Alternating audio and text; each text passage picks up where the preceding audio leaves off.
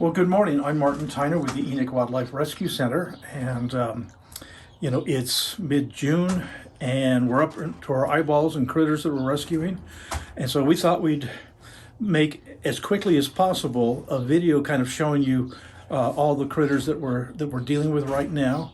And so beware, it's a lot of critters, and it's probably going to be a long video, but we'll do the best we can. Let's start off with our baby robin.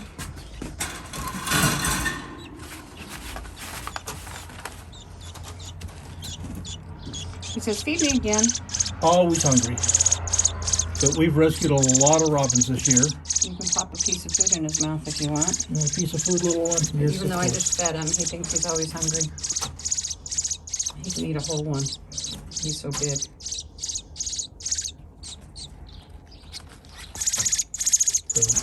And that's good for now because he has eaten. Yep.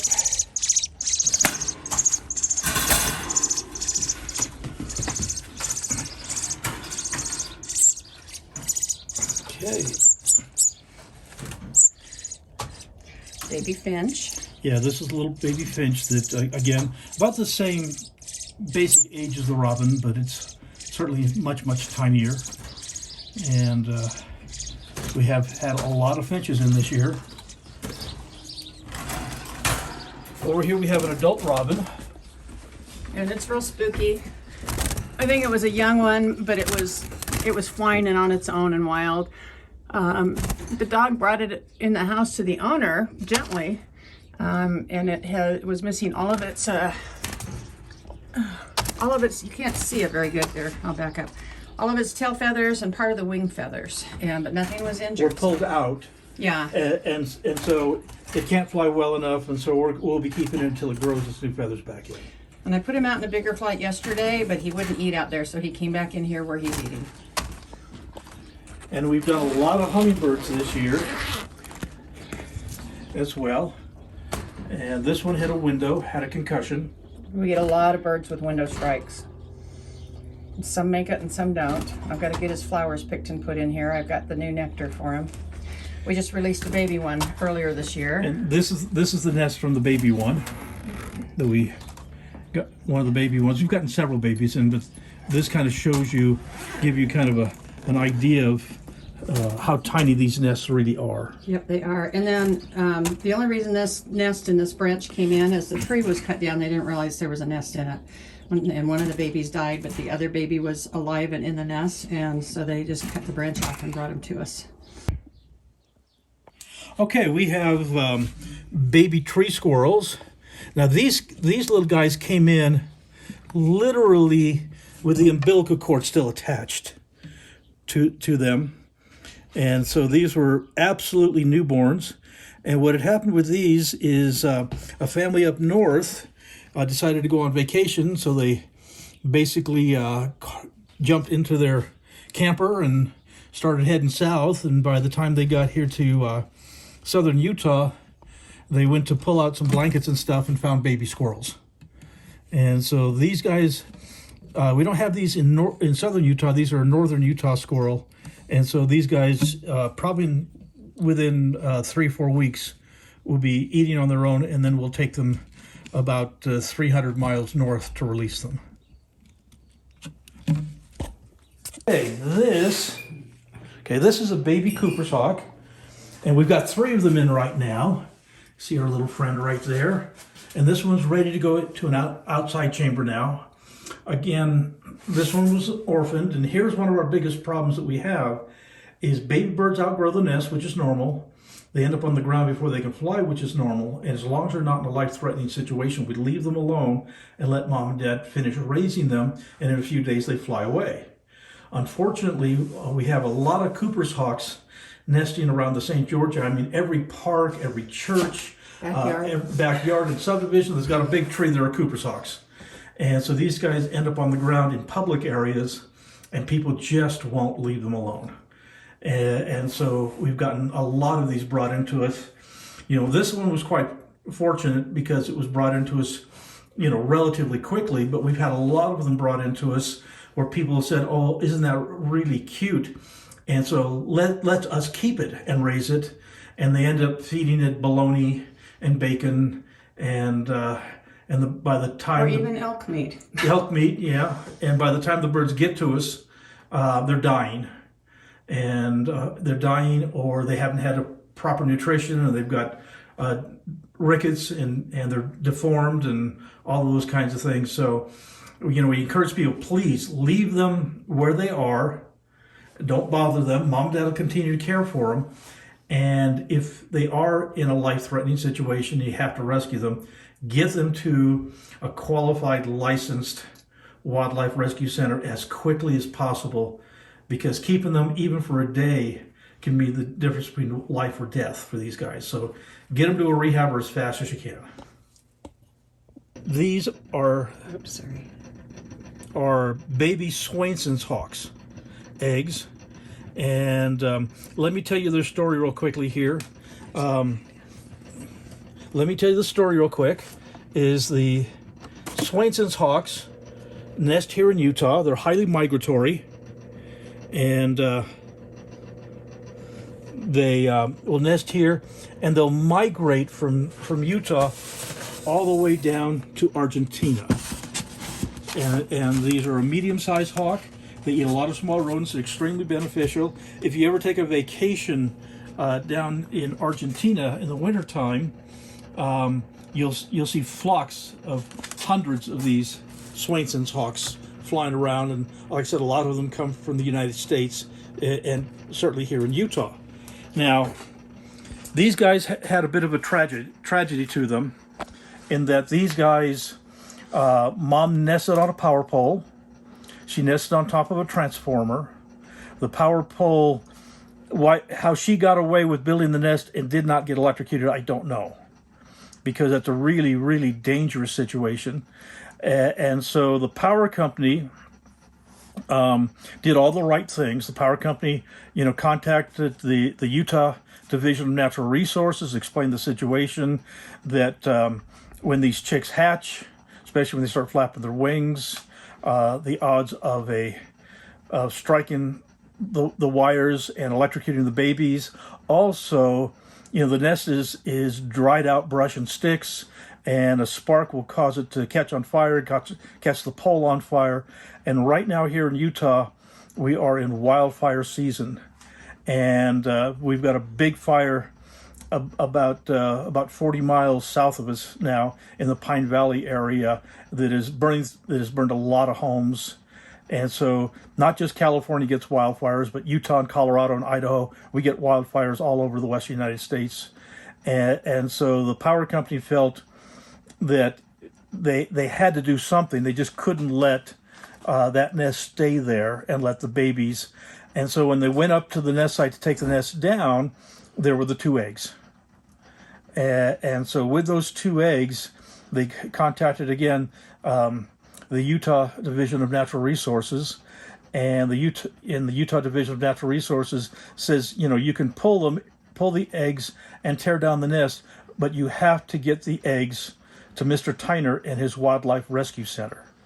And so we got contacted from our local power company, explaining the situation to us, and I said, bring them over. I've got incubators up and running. And so we have the incubators going for these guys. Now first thing this morning when I came out here to add water to the thing and check the humidities, check the temperatures and everything for the incubators, I picked up the eggs and checked them out, and I could hear a little tiny cheep from each egg. And so the eggs are alive, and there are babies there, and they're very, very close to hatch. And so probably within the next 3-4 days, these little Swainsons hawks, if all goes well, will hatch, and then I'll be raising the babies literally day 1 up until they're full grown, flying, feeding themselves. And by September, we want them released back to the wild so they can migrate to Argentina with all of the other Swainsons hawks. So this is going to be a big project for us, but it's not something that I haven't done, because I've raised a lot of baby birds from the egg. And we'll keep you guys informed as to how it's going. Well, I think everybody recognizes my friend here. This is Scout, our golden eagle. Bring him a little bit closer. Hey kiddo, how you doing today? So anyway, you know, he's our wildlife ambassador. He's on vacation. We're outside the hunting season. And so he's just kind of hanging out with us and being my buddy and getting lots and lots of food and relaxing and that kind of stuff. So that's our golden eagle here at the rescue center. Okay, this is just outside of Scout's chamber. That's the bars right there. And we've done this on purpose. What this is we have an ivy growing all over the chamber, and that helps shade it from the sun to help keep it cool. Eagles don't handle heat real well, and so we do everything in our power, including an air conditioner in his chamber, to keep him cool so that he doesn't suffer from the heat that we have here in southern Utah. So that's our area for Scout. Okay, let's focus that a little bit closer. Well, I can hear we get a good look at Piper. This is Piper. This is our prairie falcon, again, one of our wildlife ambassadors and one of my falconry birds. And again, he's in a nice shaded flight chamber. And those rubber buckets covered with a carpet actually makes a very nice perch for him. He's very happy and very comfortable. He's already had his breakfast. And of course, Helen. Hi, baby. How's my girl?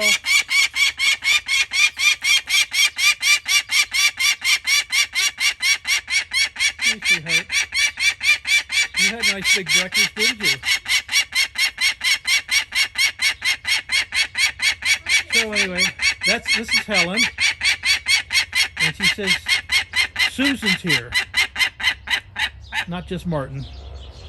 Anyway, again, she's our wildlife ambassador, peregrine falcon, and she's been with us, about 6 years or so. And she's a sweet, wonderful creature and just great for our educational programs. She has a crop full. Yeah, they've had their breakfast already.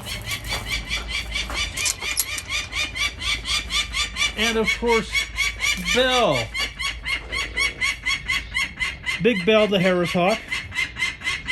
And again, Belle has got a big crop full. She had a big breakfast this morning. Oh yeah, wag your tail. Say hi, Daddy. That wag means that she's happy. She's just saying hi to me. And again, Belle's on vacation. The hunting season doesn't start till September, and so she just kind of relaxes and hangs out with us and helps us with our educational programs. There you go. And these were, again, the same situation. These are orphans. These are Cooper's hawks, and the people would have left them. They would have been just fine.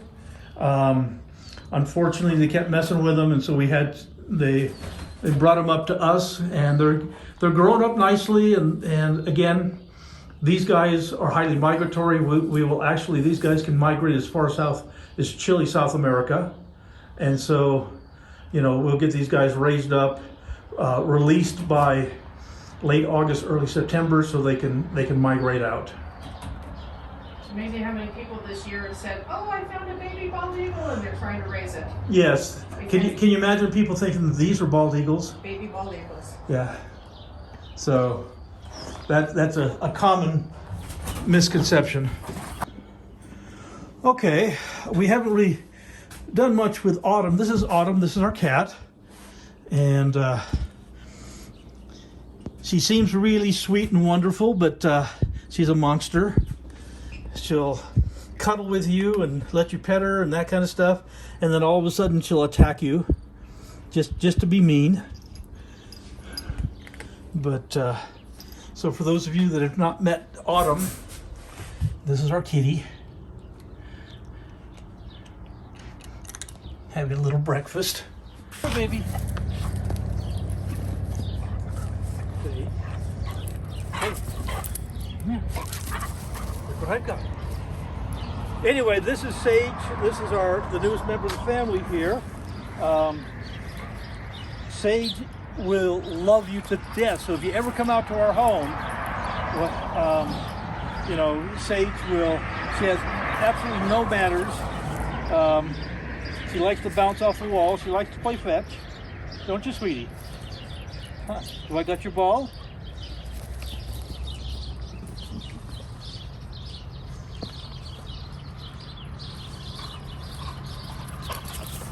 And so this is my favorite puppy that we've had in a very long time. You know, super high energy, but the sweetest, way too smart. But we love her to death. Let's see. You got toys all over the yard. Yeah, toys all over the yard for all her. over the house. Yeah. Yeah. You like to play tug, don't you? Don't you like to play tug? Yes, you do. So she'll be my little hunting companion going out with the hawks and falcons and eagles.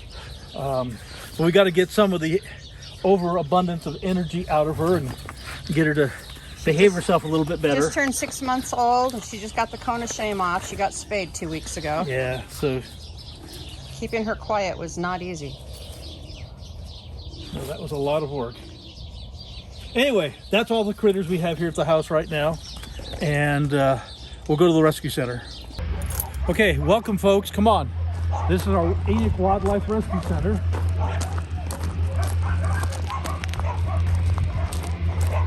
And we'll look at all the critters we've got here right now.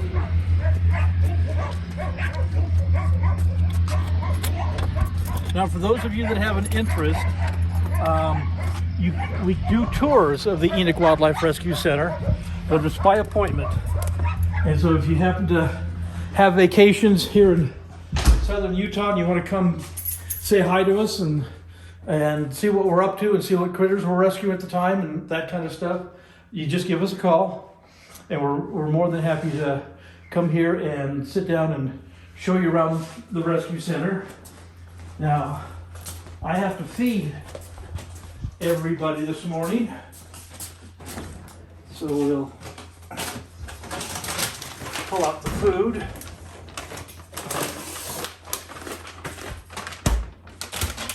Okay.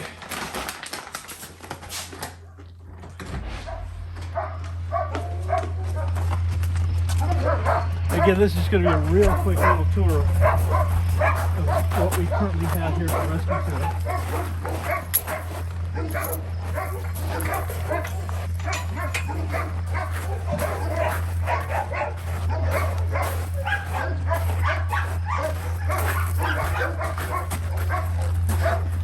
Do you want to take the camera? How we doing, kiddo? Okay. This is a western red-tailed hawk. This particular hawk was hit by a car, severe concussion, was in really, really bad shape, and it couldn't even stand, and now it's not only standing, but it's feeding itself, and we're going to leave its food there on the ground for it. So this red-tailed hawk, I am quite positive is going to make a complete recovery, and probably by the end of July, 1st of August, we'll be released back to the wild.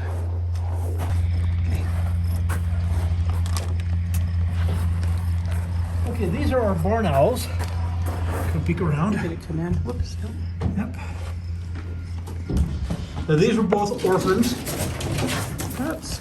Let's get past them here. These are both orphans. They came to us at a very young age, and Did they come from the same place or two different places? I believe the same place. We've had them come from a variety of places. Yeah, we've had a variety of barn owls in this year. These are the ones that we have currently, and again, they eat a lot of mice, and so that's what we're putting mice out for right now for them. But these guys, maybe even by this weekend, they'll be ready to go back to the wild. Huh, babies?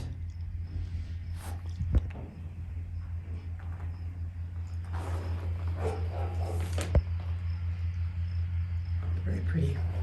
This is our great horned owl. Come on in, sir.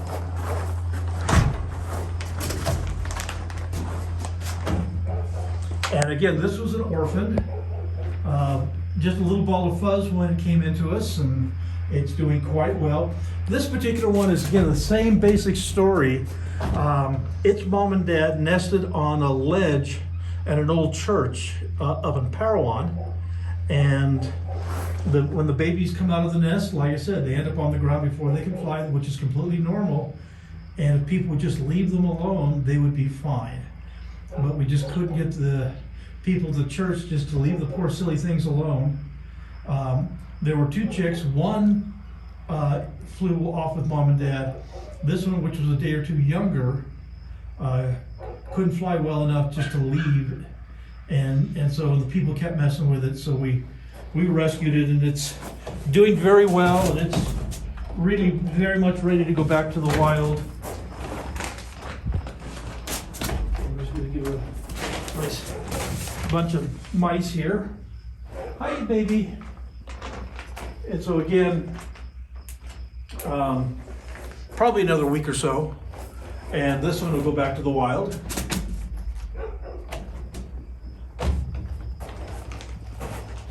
Welcome to our Eagle Flight Chamber. The purpose of this large building is to be able to give the larger raptors, the larger hawks and the eagles, enough room to fly back and forth and to exercise before they get released to the wild. This particular red-tailed hawk had a severe concussion and had some soft tissue damage in the wings and couldn't fly at all. And we've had it now for 6 months, and it's now ready to go back to the wild.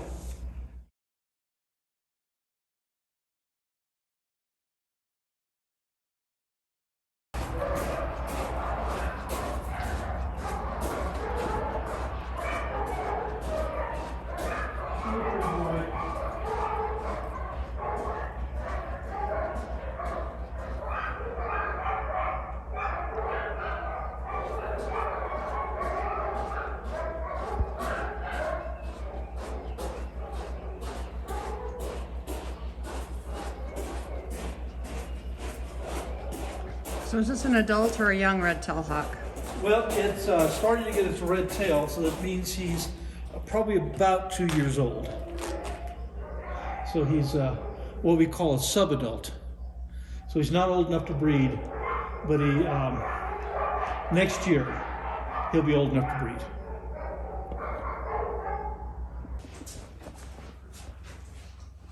See some of the beautiful artwork we've got hanging up in here.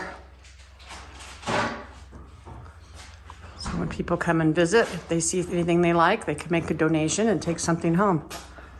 Haven't got the lights on back here or anywhere, but you can see some of the artwork.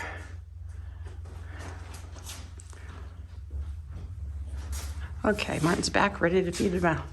Okay, this is our office, and we have a little whisper in here. This is our screech owl, and this little screech owl was hit by a car, had a severe concussion. His eyes don't dilate appropriately, so he cannot be released back to the wild, and so he's going to remain with us for the rest of his life. We've had him about 3 years now, and so or 2 years, and so he's probably about 5 years old, give or take. And so he's a sweet little guy. He's a wonderful little wildlife ambassador for our educational programs. I'll whisper. You're such a good boy. Yes, you are. Cute as a bug. Anyway, that's it, guys. That's all the animals that we're currently caring for. And, that doesn't mean that by the time we get home in 5 minutes that there isn't more waiting to be rescued, because this is the time of year where, we're on call 24 hours a day, 7 days a week. But we just wanted to let you guys see what the Wildlife Foundation is all about and what we're doing. So you guys have a great day. For people who think that this is too small a cage for Whisper, it's perfect for him. It's soft, it's padded, it's ventilated. He was placed in a larger facility a couple of times. He stopped eating. And these guys are so stressed easily that he's happy, does well here, and he's doing good for programs, and he's still eating. Yeah, this is his, people don't realize this is his safe place. And so when he's here, he's a lot calmer, more comfortable. And I custom built this myself, and with clean, clear, very heavy plastic side, so if he hits it, it doesn't get hurt, and a screen top for ventilation. So this is a really nice little facility for him. And when people are here at the rescue center, he gets lots and lots of attention.